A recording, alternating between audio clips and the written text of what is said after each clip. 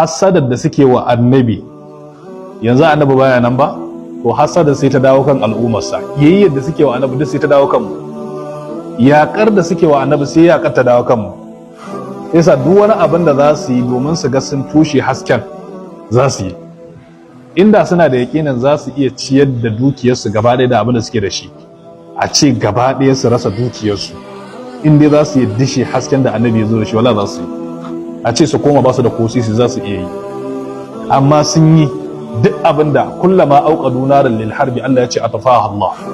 Duk sanda suka kunna wutan yaƙi dan su rushe musulunci, Allah ya ce sai mu wato ainihin kashe wutan. Yasa za a ga a duniya yanzu babu wani addini da yake fuskantar kalubale kamar addinin musulunci, babu. Amma tare da kalubalen da addinin musulunci yake wato ainihin fuskanta da yaƙa da kyara da kuma ƙazafi da jifanta da abin da bai dace ba, amma kuma kowa ya yi ittifaki babu addini da ke samun ci gaba irin addinin musulunci. Kowa ya yarda da wannan, ba mu ba, hatta su sun yarda. Yanzu kaga abin da Faransa ta yi kwanan nan na batun sanya doka a ƙasarta game da sa a baya, ba fa yanzu ta fara ba. Ko da naga abin ya faru sai naga a shekaru baya shekaru 6 ko na makamancin haka baya ta sa wannan dokar a ƙasarta.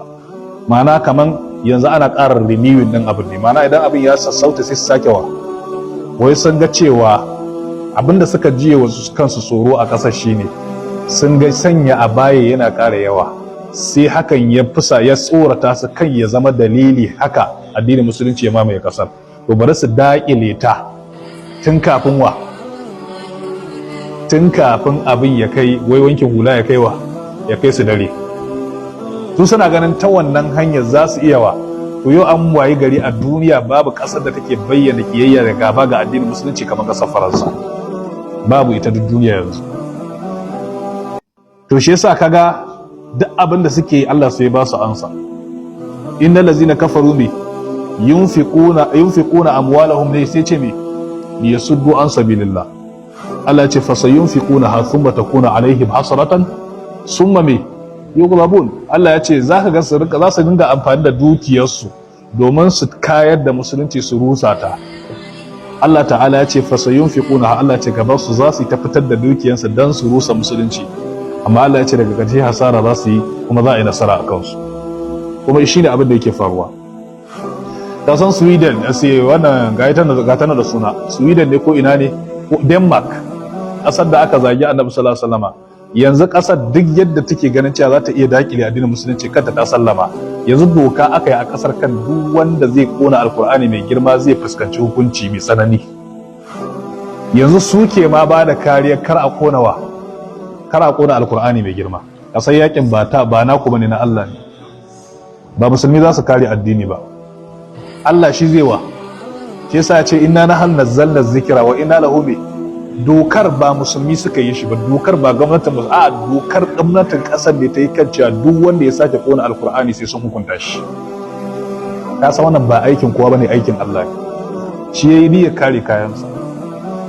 To shi yasa duk yadda za su yi, kowa ya yarda cewa a cikin makircin da ake kullawa addinin musulunci duk duniya a kashi 10 da ake zuba wa addinin musulunci don ta rushe, ba addinin da za a ɗauko kashi dai cikin 10 a sa mata a ce ta ci gaba da existing ba tare da ta rushe ba. Amma musulunci duk kowane lokaci ƙara sabanta salo suke yi na yagan addini. Ba ma tare da haka ba, Allah yana kare kayansa. Kullama auqadu naran lil harbi atafaha Allah. Huwa allazi arsala rasulahu bil huda, sai ce wa dinil haqq li yudhhirahu ala ad-din kulli, sai ce to idan muka duba anan wajen, to sai ki cewa suna kin annabi ta fuskan tare da kasantuwan cewa sun tamu zuwan annabi cikin littafinsu a Taura da Injila.